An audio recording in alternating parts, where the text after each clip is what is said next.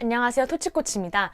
얼마 전에 제가 방 정리를 하면서 전공 서적들이 막 보이더라고요. 그러면서 옛날 생각이 막 나면서 제 학교 사이트를 막 들어가면서 성적 증명서를 한번 뽑아봤는데 이걸 보면서 옛날 생각도 나면서 드는 생각이, 제가 한 2년 전인가 토치코치를 한창 시작을 했을 때 저희 동기랑 같이 체대 생활에 대한 얘기를 한 적이 있었는데요. 그때 당시에 많은 고등학생 분들의 이런 문의와 댓글들도 있었고, 그 다음에 조회수도 굉장히 많이 나와서 이런 부분들을 굉장히 궁금해하구나라는 것을 항상 알고 있어서, 이번 시간에는 졸업한 지도 꽤 많이 지났고 입학한 지는 더 많이 지났지만 조금이나 도움이 될 수 있도록 체대 생활에 대해서 한번 말씀을 드려보려고 하는데요.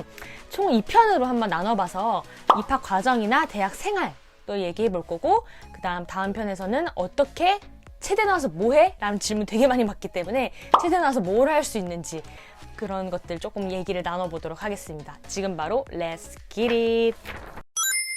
일단 공개할 만한 성적표는 아니기 때문에 공개하지는 않을 거고요. 저는 저의 소개를 간략하게 하자면은 저는 스포츠과학과라는 이제 전공으로 서울 소재에 있는 체육대학원에 나오게 됐습니다. 참고로 저는 13학번이기 때문에 지금 세월이 많이 지났고 그때와 지금이랑 조금 다를 수도 있지만, 제가 어떻게 입학을 좀 했는지, 그 다음에 대학생활을 어떻게 했는지 뒤돌아보니까 이렇게 생활했던 게 좋았더라, 좀 꼰대 같을 수 있지만 저의 조언까지 한번 들어보실 수 있을 것 같아서 학생들 분들도 도움 많이 될 것 같고, 그 다음에 이미 사회생활을 하고 계신 분들도 궁금하면 참고해서 보셔도 좋을 것 같습니다. 일단은 제가 좀 이렇게 정리를 해봤는데, 입학 과정에서는 저는 개인적으로 사람마다 의견이 다를 수 있지만, 이왕 대학을 가기로 마음을 먹었으면 좋은 대학교를, 이름이 있는 대학교를 가기를 저는 추천드립니다. 그래서 예를 들어서 내 수능 성적만으로는 중앙대 정도 갈 수 있는데, 중앙대도 엄청나게 높은 대학교죠. 근데 정말 내가 운동에도 소질이 있으면 운동과 수능 성적을 합쳐서 스카이를 도전해 볼 수 있습니다. 그렇기 때문에 내가 좀 운동신경이 있고, 그 다음에 지금 어디 과를 가야 될지 정확하게 못 정했다면은 체대를 쪽을 생각을 해서 높은 대학교를 갈 수 있는 그런 메리트가 있는 부분이 있어요, 솔직히. 근데 여기서 조건은 뭐냐면, 운동 능력이 반드시 있어야 돼요. 살면서 너 운동 잘한다 라는 얘기를 한 번도 들어본 적이 없는데 체대에 도전한다? 거진 실패예요.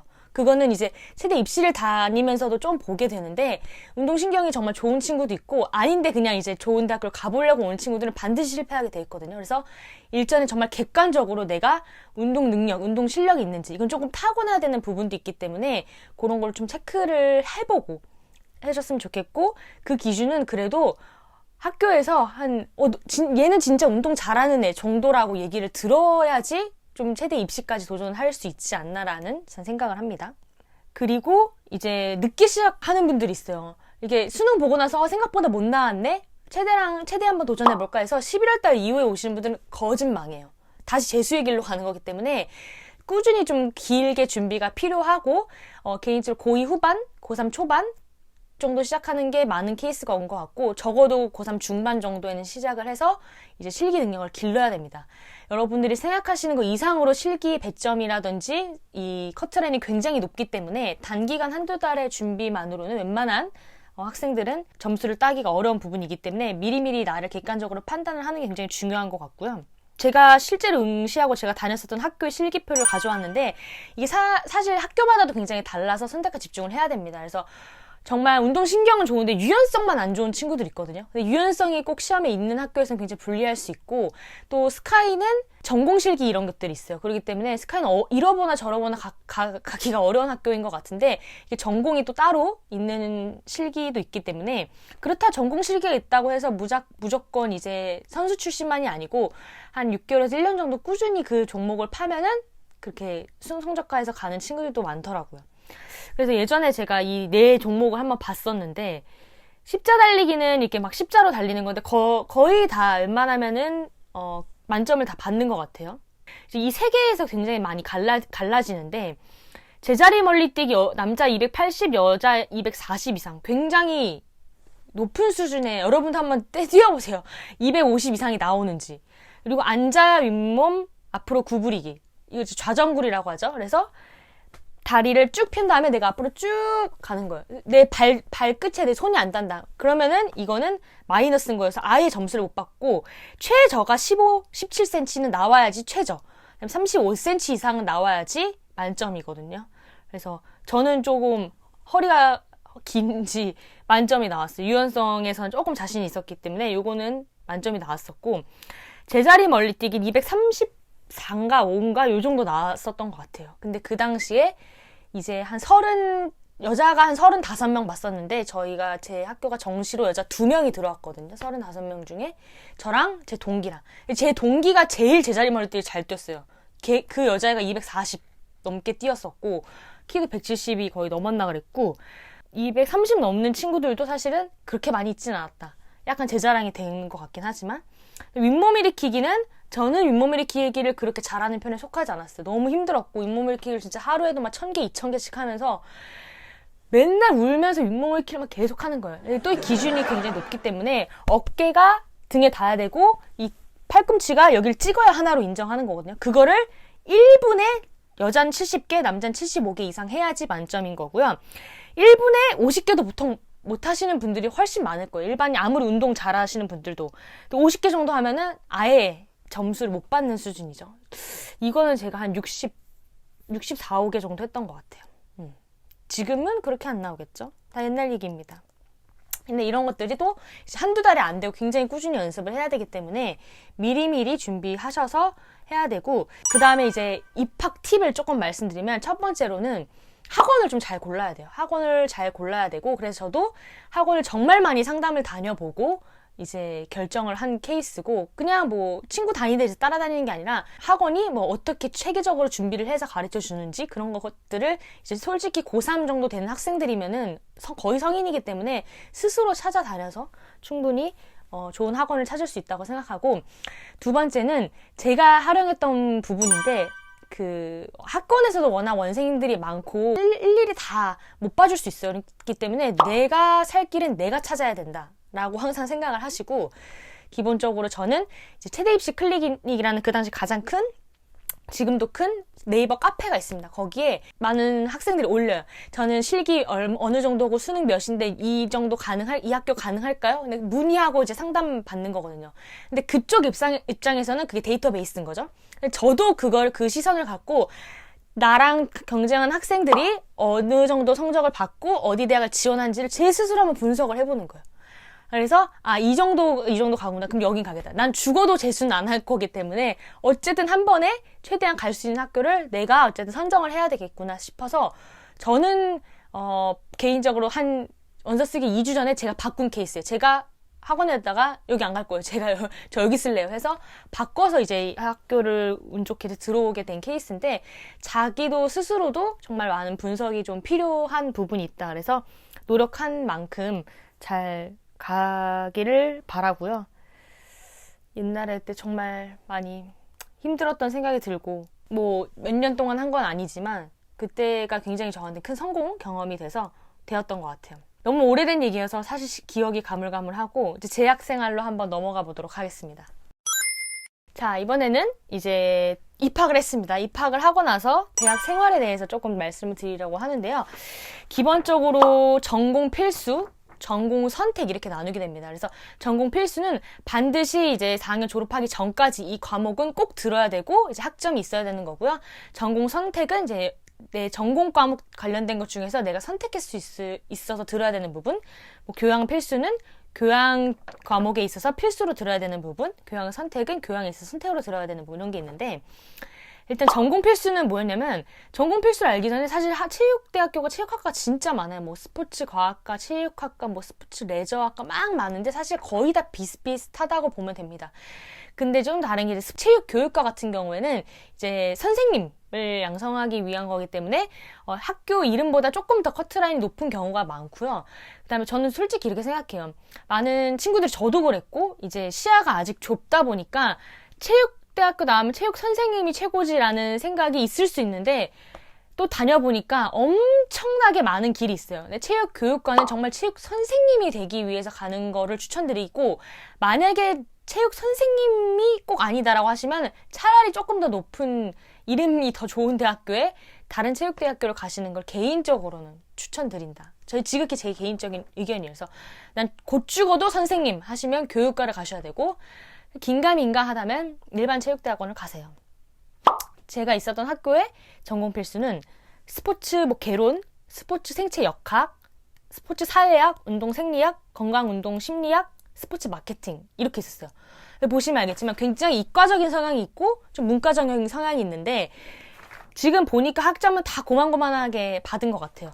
그 중에서도 제가 지금 있는 책이 뭐 이런 영양학, 처방, 운동 생리학 있는데 다 필수는 아니고 그러니까 스포츠 개론, 스포츠 마케팅, 사회학 이런 거는 이제 다 후배들한테 물려줬어요. 그런 거는 졸업하고 나서 전혀 보지 않을 것 같아서 근데 생리학이라든지 운동 처방 이런 거는 좀 두고두고 계속 제가 사용을 할 것 같아서 요런 책들만 좀 가지고 있죠. 그래서 스포츠 개론 솔직히 정말 교수님께 죄송하지만 무엇을 배웠는지 사실 잘 기억이 나지 않습니다. 그리고 뭐 사회학 다 있는데 개인적으로 저는 굉장히 문과적인 취향이 더 맞아요.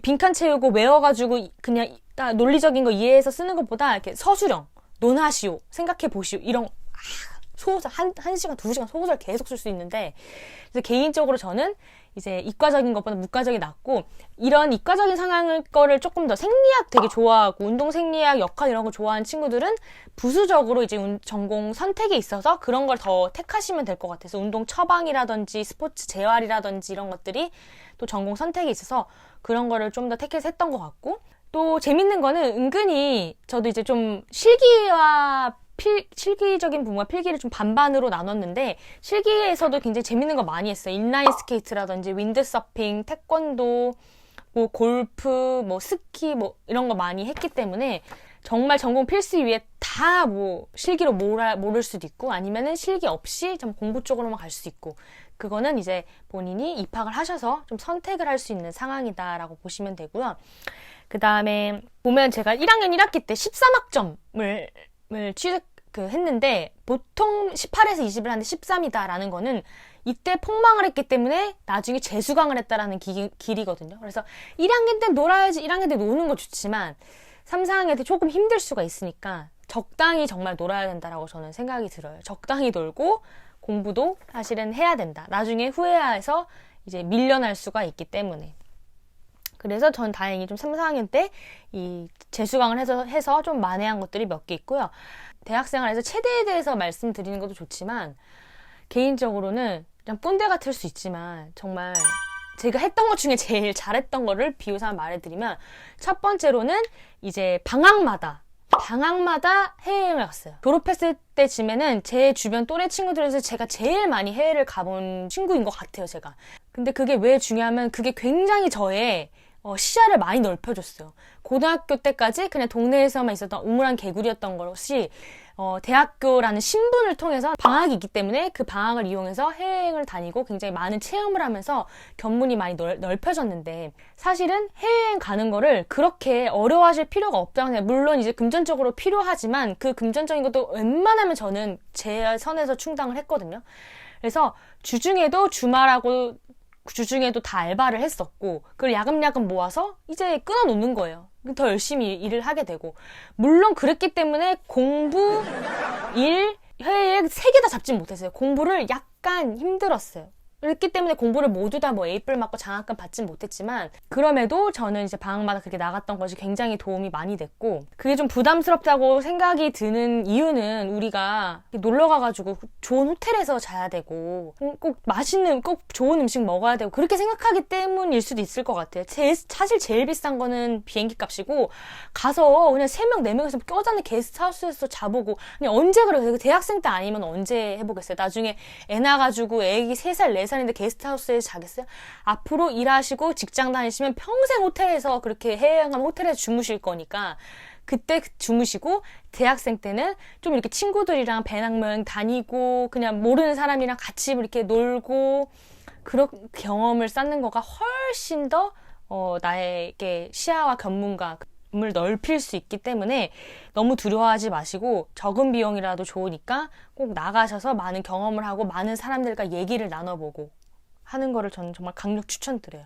그래서 저는 그렇게 해외여행이나 아니 해외 봉사나 이런 것도 많이 다녔지만 이제 교환학생을 다녀왔습니다. 교환학생을 가서 미국에 있는 하와이를 갔다 왔었는데 그거가 제 인생에서 제일 잘한 대학 생활이에요. 대학교 안에서 배우는 거 많이 잘하면 배울 수 있지만 저는 많지는 않았어요. 근데 대학생이라는 신분을 통해서 할 수 있었던 것들이 굉장히 저한테는 큰 자양분이 됐거든요. 가서도 거의 그냥 그 가라지 있잖아, 가라지. 미국 여러분 아시죠? 주택 보면은 밑에 차고를 개조해낸 약간 그런 홈쉐어링 같은 데 살았어요. 가장 집값이 싸고.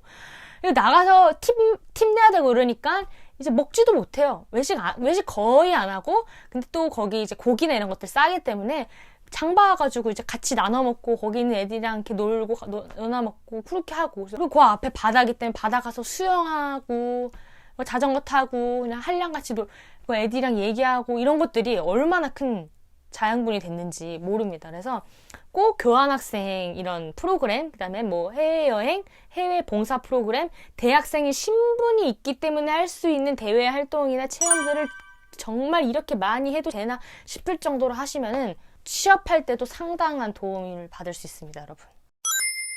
그래서 결론적으로 최대 생활에 대해서 지금 대학 생활에 대해서 얘기를 안 하고 그 부수적인 얘기를 많이 했는데 제 결론도 그래요. 열심히 공부도 하시고 알바도 이런 알바 저런 알바 다양하게 하시고 그거 번 걸로 나가셔서 또 사람들 만나고 졸업하면은 졸업하자마자 계속 일하고 계속 돈 벌어야 돼요. 너무 강박을 갖지 않고 다 즐기셨으면 좋겠다라는 게 제가 대학 생활에 할 수 있는 조언일 것 같습니다.